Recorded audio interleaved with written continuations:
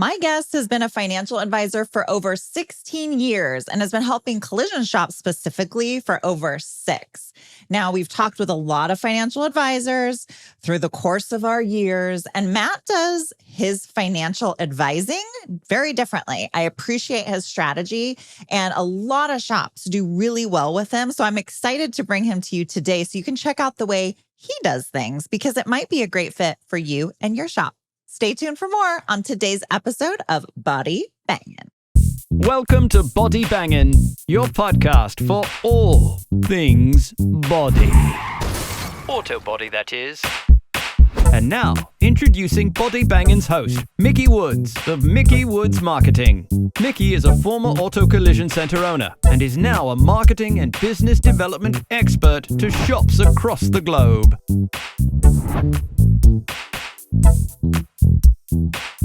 Hey, everybody, and welcome to today's episode of the Body Bangin' podcast. On the podcast today, I have my friend Matt Francesco. Hi, Matt.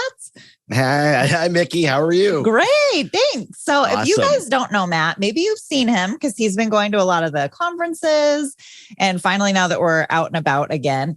And so I know he's staying in the loop, but Matt's actually a financial advisor. He's with High Lift Financial and he works with shops all over and has been doing it for quite a long time. I know Matt's been a financial advisor for over 16 years and has been working with a lot of collision shops like in the past 6 years. So I wanted to have Matt on because we talk with a lot of people, and I've actually had a previous guest on that did financial advising before, but Matt does things a little differently. So I thought it'd be great to have you come on, Matt, and talk about it. So I guess the first question, and most importantly, is what makes you different than what other people are doing? Well, besides my charming good looks. Yes. Besides that. So, exactly. So, well, first off, I think as I got into the financial services, I've been in financial services for the last 16 years. And when I first got into the business, I didn't really have access to any people that had any money, which is like suicide in our business. So what happened was I happened to learn retirement plans and how to put together retirement plans for tax strategies. That's how I would go about marketing it. So I would spend all day cold calling businesses. Do you have a retirement plan? Do you, when's the last time you had it reviewed? As a fiduciary, this is a responsibility of yours. Is it structured properly? Are you maximizing the tax benefits? Do you know what the tax benefits are in this plan? And then, so I developed this core business of family businesses that with these retirement plans who eventually became clients. And in working with them, and then plus I grew up in a family business, a family law practice, I knew a lot of the intricacies and started saying the intricacies of what happens within the family business. They have their own unique dynamic. Yeah.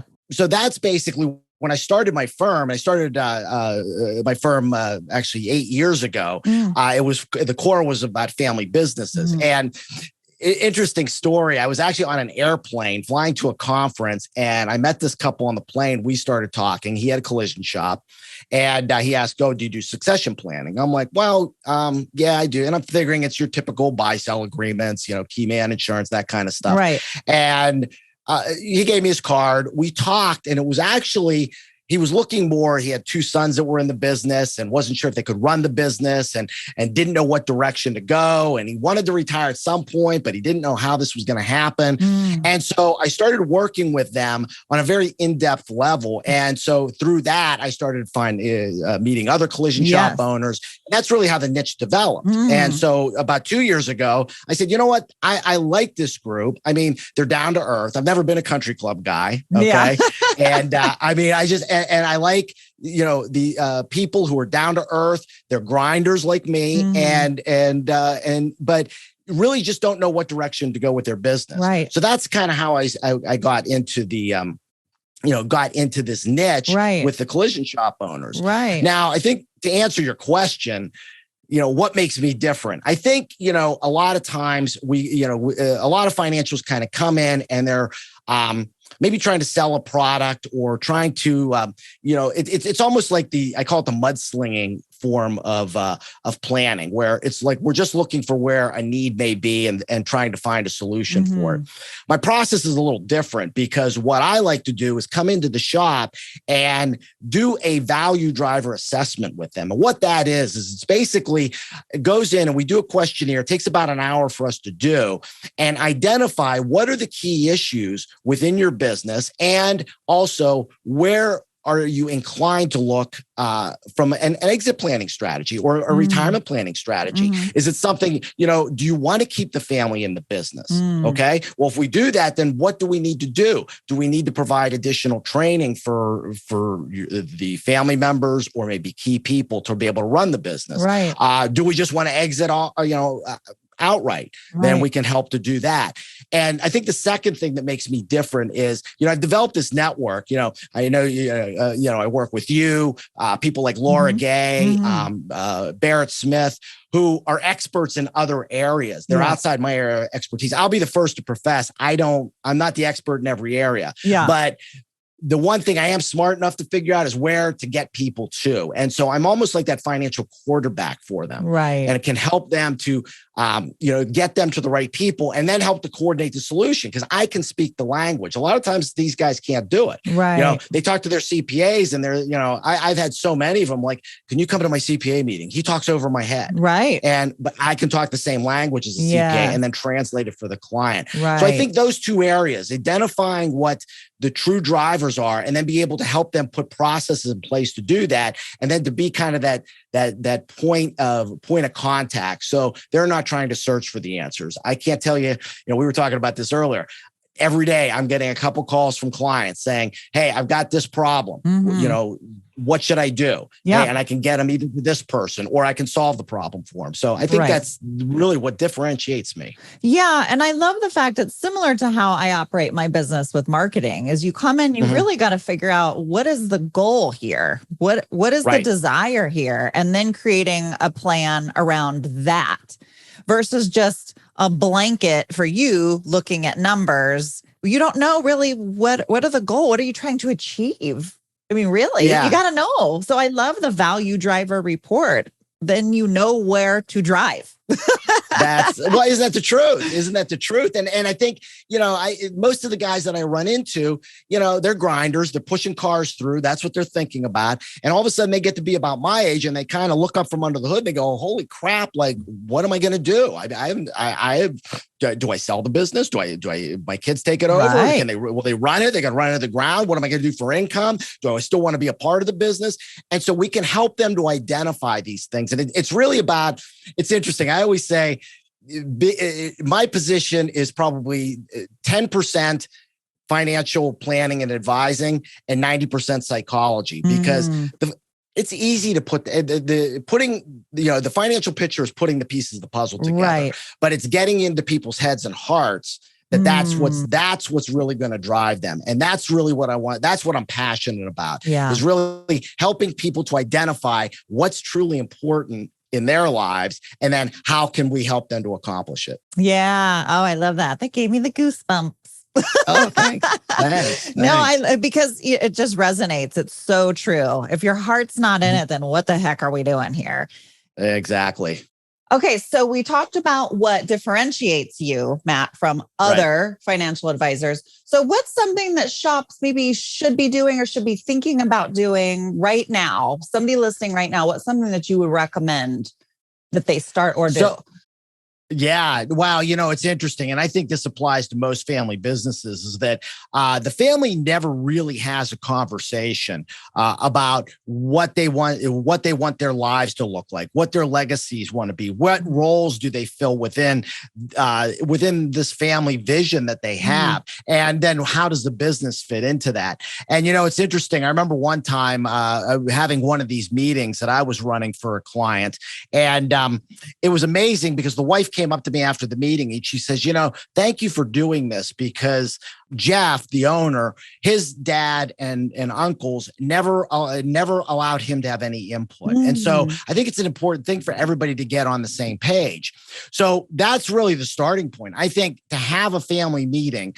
Now, there's one caveat to all of this is I would recommend having a trusted advisor to sit in on the meeting to help to moderate and ensure that everybody's having input, whether it's me or somebody else, a CPA, a family attorney, or just whatever trusted advisor is there that can help to facilitate these meetings. Because I have had families that we're going to do this. And then it's like, okay. And then they went and did it themselves and it blew up because what happens a lot of times, and I'm going to hammer the guys on this one, is usually dad runs the meeting and dad wants to control the meeting. And then there's animosity because, not everybody feels like they have their input. So that's probably the biggest piece of value. Talk to the family. The families need to get together and talk and kind of create a vision for themselves as to what they want individually, collectively, and then how the business fits into that. Because again, maybe it's not the business that is part of this for everybody, but maybe there's some family members, they want the business, others want to do other things. And how can we incorporate this all into a great vision? Right. And I think that's what real value is. Yeah. I see a lot of business owners that are family run, family operated, that have this vision of what they want. And they assume that everybody else knows what that is because, you've told this person, you told that person or whatever. But I think having a sit down meeting could be so valuable because it allows them to really share with everybody all at once what they're wanting to do, what their goal is, what their plan is. But like you said, which is so important, also getting the feedback to make sure, is everybody else in alignment with this? Because maybe John, the father, wants Bobby Joe, the son, to take it over. And Bobby Joe's like, hey, that's not what I want to do. But then the cousin is in the meeting and says the cousin's like, I'll take it over. What do we need to do? What does that look like? But you don't know until you have a conversation, right? Exactly. And what's else is interesting is I usually recommend having spouses involved in these meetings too, because, spouses have a lot of impact on their, on the other partner. Yeah. And so they could be in this meeting without the spouse, all of a sudden come back with these big ideas, but now the spouse hasn't had any input. Yes. And now again, there's animosity there. And that's why, like my podcast, I titled it, your business, your business, your life, because they all intertwine. Totally. They all intertwine. And what affects our business affects our life, and what affects our life affects our business. So the more we can start to iron out these little, these creases that are in the, in that big plan, the smoother things will go. And it makes it much easier to implement a plan then when they're looking either to exit or to transition the business or whatever it may be. Yeah. I totally appreciate that about the spouse thing because, I've seen it. And I've experienced it, where my husband comes home, hey, guess what? And it's like, no, what? yeah. You didn't ask me about that. Right. Yeah. We didn't talk about this. What do you mean? So I think that's really important. And I think, when you and I had talked earlier, you had said something along the lines of have the meeting, but have people that are not even necessarily involved in the business, that are just part of the family involved in the meeting also. Exactly. I mean, it's like I said earlier, my tagline is aligning families and businesses for generational wealth. And it's funny because I think most business owners, and especially shop owners, never think about that next step. But when you start to plant the seed about this idea of we can create generational wealth, we can create something that'll last for many, many generations, all of a sudden the light goes off and it's like, I like that. Yeah. I do. I like that a lot. Well, and we talk about, you've heard it on other podcasts of mine where we talk about buy-in from employees and how, how your staff buy-in is so important for culture. No different really than what you're talking about with family. You got to have the buy-in. Everybody's got to be in, all on the same page, reading from the same book. Otherwise you got people doing all kinds of craziness. Right. Exactly. It's funny. You talk about reading books, and we there's a shop owner who he's a voracious reader, and he has his team members they all read the same book every month, and they get together once a week and discuss the book. And I was just with another shop owner of mine just on Friday, and I was telling him, you should get your guys to be reading this book. Well, I can't get my guys to read a book, and so I told him this story, and all of a sudden it was like, oh, you mean there's another shop owner that got guys to read books? And it's like, it can happen. It can happen. Yeah, it can happen. I think that's a great idea. It's tough, but again, it's the buy-in and what value is it bringing? But that is a great little tip to have everybody read, especially when you've got like management staff, if they can all read a similar type of leadership book, that type of thing. I can imagine how powerful that could be. Well, that's another takeaway. Boom. There you go. That's right. That's right. It's all about culture, and it's culture within the business, and it's also culture within the family. Yeah. I love that. Perfect. Hey, would you like to increase the number of cars in your drive? Well, look no further. The Mickey Woods marketing team provides collision center specific marketing. We use proven techniques to not only increase your sales, but put money in your pocket. Visit us at collisioncentermarketing.com, or you can find my personal contact information in the show notes. And let's get your 2022 off to a body banging start. For you, so if you have a shop that's interested, that's thinking like, I really need to have somebody help me learn my numbers, look at my numbers. Or do people call you for that type of thing also? Just help me. I feel like I should be more profitable, that type of thing. You get those. Yeah, you get those. And I'll be the first to admit, I'm not an operations person in this business. Right. I mean, I've never been in the collision business, but I've been around it enough that I've kind of learned some of the intricacies.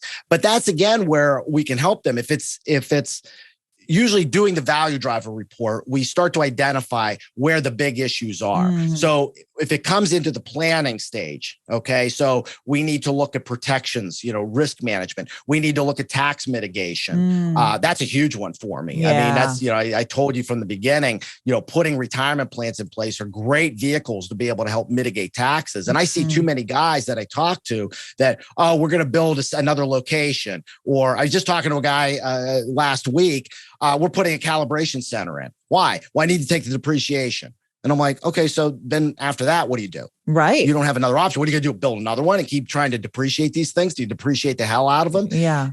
I can show you much more effective ways of being able to mitigate tax strategies. But for example, then let's say it's something on the operations end.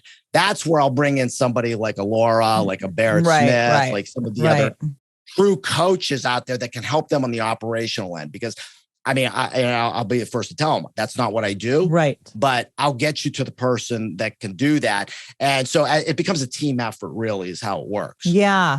And I did want to point out that, Matt, you do have an article in Body Shop Business Magazine regarding, so share with us a little bit about what you talk about in the article. Really, it's kind of a top view of what I've been talking about here, but it's really more story based. So what I did was I really wanted to, I always feel, and I've just kind of learned this over the years, that the best way to explain something is to tell a story about it. So I tell the story about meeting the shop owner on the plane. I tell the story about the time I sent the shop donuts and called up the owner and got into a conversation. And we started to identify the things that were important to him and how that engaged and started to engage in relationship. And it's really kind of, again, what I hope to do with the article was really just kind of show you in real time how I like to work with the clients and how it's not just a process of, let's buy an insurance policy or let's just buy a mutual fund or do those things. It's really a much deeper dive. And again, my passion is for not just the shop owner, but for his family. Yeah. And our tagline at High Lift is aligning families and businesses for generational wealth. That's real. That's my hot button. I love to see families position themselves where we can carry the business and their family wealth for generations and generations and generations. I mean, I've even in some cases where I've had family members that weren't interested in the business, we've created other businesses for that family member to run. So we create like the family umbrella of all these different businesses, but it's all part of the family. Right. Yeah, that's so cool. And I love it too, because it's not just a one size fits all, which is my big thing. I don't believe in one size fits all when it comes to business and business development.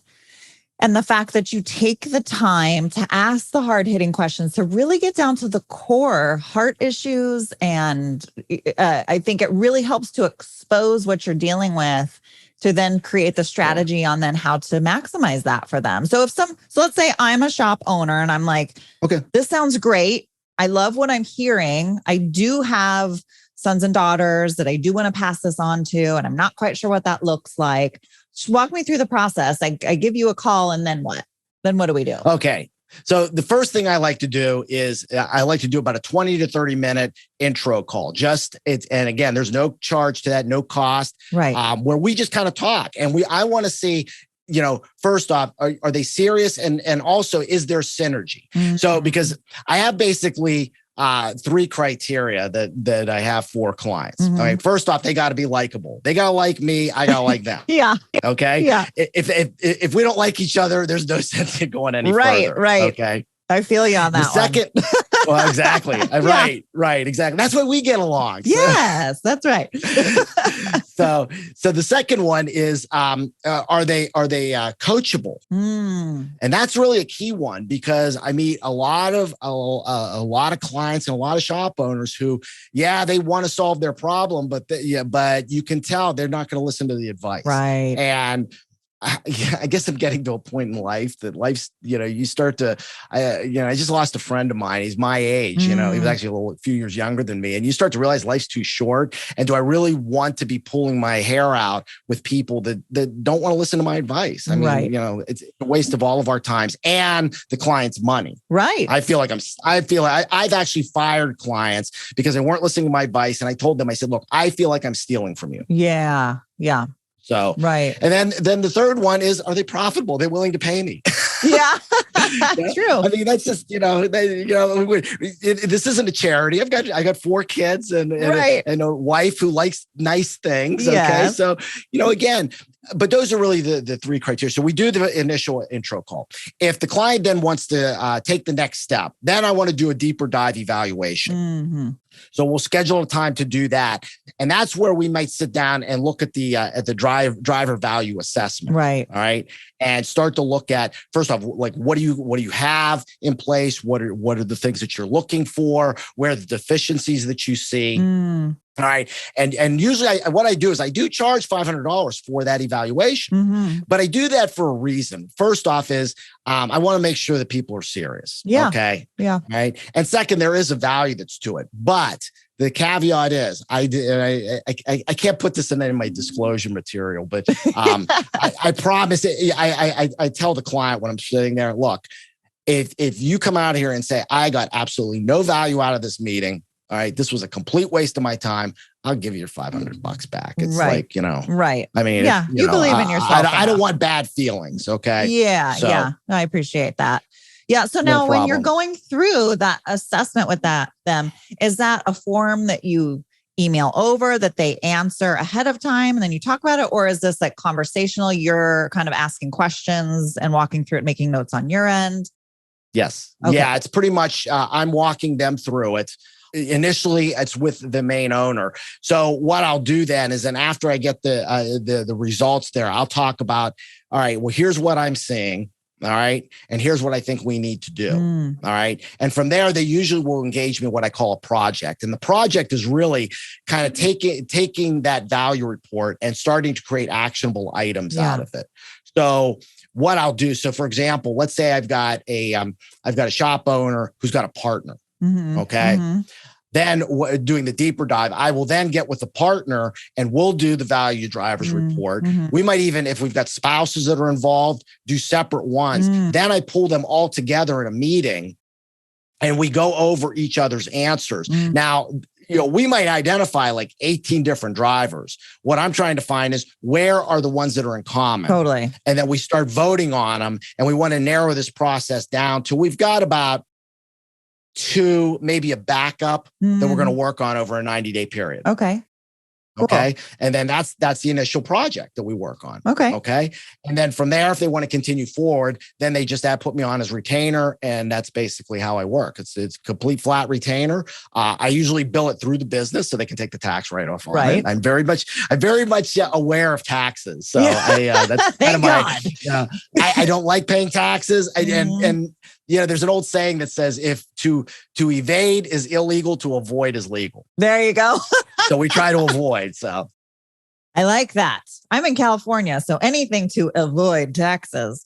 That's exactly right. Yeah, that's exactly right. Yeah. Well, I really love the process that you take your people through. And I know you've done a lot of great work with a lot of shops, and you have a lot of shops singing your praises. So I definitely would encourage somebody, if you're out there, to hit up Matt. You can have that 20, 30-minute conversation, see if this might be something that would be a good fit for you. And I agree. I used to do a lot of things for free when I first started. And, but there's something about somebody valuing your time and you valuing them. And, and there's a lot of time and effort that goes into the meeting that you're talking about. Just the same for myself when I do an evaluation for somebody. And those people that see the value in what you do have no problem paying for that meeting and for that evaluation. And and those are the people that we want to work with, really. We want to work with people that really want to get down to business, see some progress, do the work. And I'm totally 100% in the same thought process you are. So I welcome anybody that's interested to reach out to Matt. I'll have all of Matt's information in the description, so you can email him. Is email usually the best way?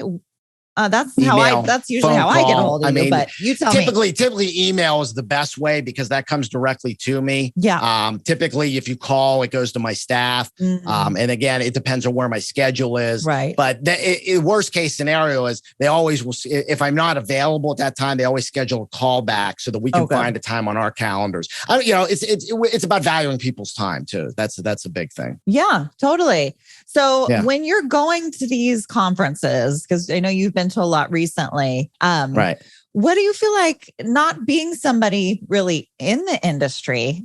I love to ask people this question. So this is totally coming out of left field, Matt, but that's all right. That's all right. I love it, man.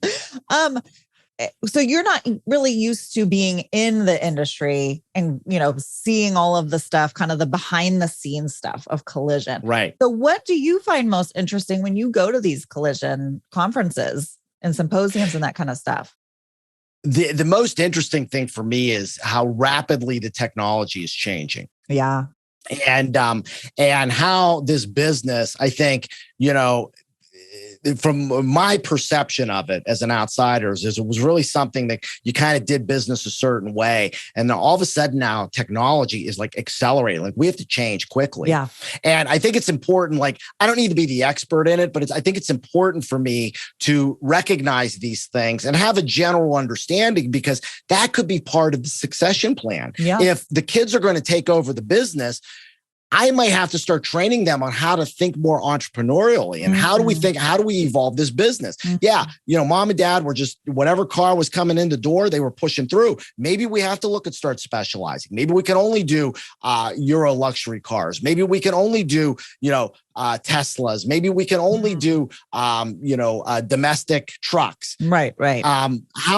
So I think I think with the changes in technology, the business of the future is really going to have to evolve, and we have to start getting to be much more, just more entrepreneurial in our thinking. Yeah. And that's kind of outside the box for a lot of shop owners. I mean, I've been fortunate to work with a couple that really like that, which is really exciting. Yes. But for some of the others, sometimes it's kind of pulling teeth. Yeah. And I think it's important, for what you're doing, we can do it. You're a financial advisor. You do it through a lot of different industries. I do marketing, and I can do marketing for a lot of different industries, but there's definite value in having experience in being around collision and having a basic understanding of what shop owners, what are managers going through, what are the technicians dealing with, that type of thing that helps lend you a different perspective than just some other financial advisor who doesn't really specialize in collision. They just don't understand a lot of the things that we go through. So they don't know what they don't know, I guess you could say. Yeah, exactly. Well, it's interesting because that's even my field in financial services. That's where it's really evolving. Like me having a niche, I'm one of the trendsetters that's out there, but I really think that most advisors are going to have to look at a specific niche because again, everything's getting so specialized and people want to deal with people that understand their particular situation. Totally. I agree. I think that's really important. Yeah. And I do. I certainly do. And one thing I wanted to talk about too, before we wrap up is Matt and I, and there's a small group of us, are working on a mastermind group and talking about being involved in the collision industry. I really give applause to people like Matt that jump into our industry that don't maybe know it very well, but learn it, try to learn as much as they can. I know Matt is a sponge and gets involved as much as he can. And I really, really admire it and have appreciation for it. And so Matt came to a few of us and was like, hey, what if we start a mastermind group? Just a way that we can help these collision centers in different ways. And that totally resonated with me. Obviously, look at him doing a podcast for the collision industry. I mean, totally up my alley. So by the time this baby goes live, we'll be more in the works of that. So Exactly. I'm really excited about it because, it's funny as I go, and I'm kind of like back in my old days of like, calling shops and walking in on shops and talking to owners. And, I meet a lot that are really kind of lost out there. And especially maybe even the smaller shops that are like, they're seeing the big boys out there and the big consolidators. And they're like, how do we compete? And, they don't have access to the resources. And I really see this mastermind as being, we have a collective of people, like Mickey's there from a marketing standpoint, Laura's there as the consolidation coach, Barrett's there from the insurance adjusting standpoint, Rick's there, from his kind of top view of the industry, So we've got these people that are part of it. And what we want to do is allow the shop owner to be able to call in, just come in on a Zoom call. Yeah. All 6 of us are there, throw questions out, and we can, you have access to our collective minds to help you find the answer that you want. And that's a really powerful thing. Yeah, absolutely. When you get multiple people. I've been part of masterminds group for years. And actually the evolution of High Lift Financial, I guess it's over here, of High Lift Financial came out of a mastermind group with, and it's actually interesting. It's funny. I was just recently in February, end of February, I was at one of my groups and my one buddy was like, he goes, I don't understand this. He goes, we're all trying to grow like this and you're just going narrow and deep. But again, that came out from just talking with these people from and pulling these collective minds. And I love to get around people who are smarter than me. So this mastermind group is really great because everybody's much smarter than me. I think I'm more of like the facilitator and all that. Yeah. But I'm really excited about it. I think it's really going to provide value to shop owners. And so when we've got the information out there, we're going to get it out. I know Mickey will publicize it through her podcast. I'll do it through mine. Rick will do it through his. We'll talk to different publications, and hopefully it's going to be like a once a month thing. We're going to do it's going to be called the Collision Cocktail Hour. Yes. I can't wait. Yes, exactly. Yeah. So it's going to be just very casual, but you're going to, you'll have access to all these great minds to help you define the solutions that you need. Yeah. I'm really pumped. So stay tuned. If you're not already hearing about it on social, you will be, which is exciting. That's right. And then I do want to make sure to invite people to check out your podcast, Matt. I was actually a guest on Matt's podcast fairly recently. Oh, thank you Yeah. Oh my God. She was awesome. Oh, thank you. Awesome. We had a great time. And it's High Lift Financial Podcast, right? That's what it's called. No, it's actually called Your Business, Your Life. That's right. Your business, your life. Yeah. Yeah, because when you're in a family-owned business, what happens in your business affects your life. Yeah. What happens in your life affects your business. Yeah. And so they're all encompassing. And that's kind of how I like to attack the situation, is understand that they're not, I tell kids, the kids of the business owners all the time, they understand why are mom and dad, they're like, they won't let us do anything. I said, you realize this is just like a child for them. They've birthed this thing. That's right. Okay. So it's part of the family. Yes. Your business, your life. Yeah. So check out the podcast, Your Business, Your Life. Matt has some incredible guests. I mean, the episodes are very informative. So you guys already have the Body Banging podcast, which we obviously have a lot of great guests. And then now you've got another one you can check out. And it's neat because there's a core group of us out there that are really just trying to help out the industry. And so I really encourage you guys to tap into these free resources. And we're doing it because we love it. I mean, it's really from our heart. That's why we started them. That's why we're doing them. I think that's why Matt and I connected, because we both just have this passion to help others and to help them get to these places where they know they want to go, but maybe they're not quite sure how to get there. Yeah. If that made sense. It made sense in my mind. It does make sense. and you know what? And one closing comment, and as something that really just appeals to me about this industry, I don't think I've ever seen an industry where the people within it are so passionate about it. Isn't that the truth? I try to explain that to people because they look at collision shops. Why do you want to do a collision shop? I said, it's unbelievable to me. I mean, just people are passionate about it and they understand the problems and people want to help. They do. And so it really warms my heart to see a group of people that are like that. Yeah. Isn't that the truth? I agree 100%. I always say the collision people are my people. They just are. Yeah. We're a different breed and we're perfect just the way that we are. That's right. That's right. We're perfectly imperfect. Some tweaking every once in a while, right? Yeah. Exactly. I always tell my kids, we're perfectly imperfect, ladies. And that's all right. That's right. We got some work we can do, but that's okay. We're doing it. So perfect. Well, Matt, thank you for coming on. So check out his article in Body Shop Business if you kind of want to get more in depth. I've got his information in the description. And then also the podcast. I'll put a podcast link in the description also, so people can go check that out and follow you and all that kind of fun stuff. So I really appreciate you, Matt, coming on. I'm excited for what you're doing for the industry and in the industry. And, I've got your back. So whatever you need, you let me know. I certainly appreciate that. I really do. And thanks for having me on. It's a message that I want to get out there because I know we're providing value to our current clients, and we're always looking for more people to help. And thanks for letting me get my message out. Absolutely. Do the free phone call. If nothing else, do a free phone call and see if it's a good fit for you. Right? Why not? Doesn't hurt. Doesn't hurt. I'm not going to it's not like signing up and you're going to all of a sudden get bombarded with emails or anything like that. So. Exactly. And now you're on the mailing list for the rest of your life. That's right. That's right. Well, I'll ask if you want to be on the mailing list. Okay, there we go. I will ask. There we go. You just don't get put on. Yes, I like that. Perfect. All right, everybody. Well, thank you for tuning in to today's episode of Body Bangin', and we will see you next time. Bye. If you enjoyed today's show, make sure you hit the subscribe button.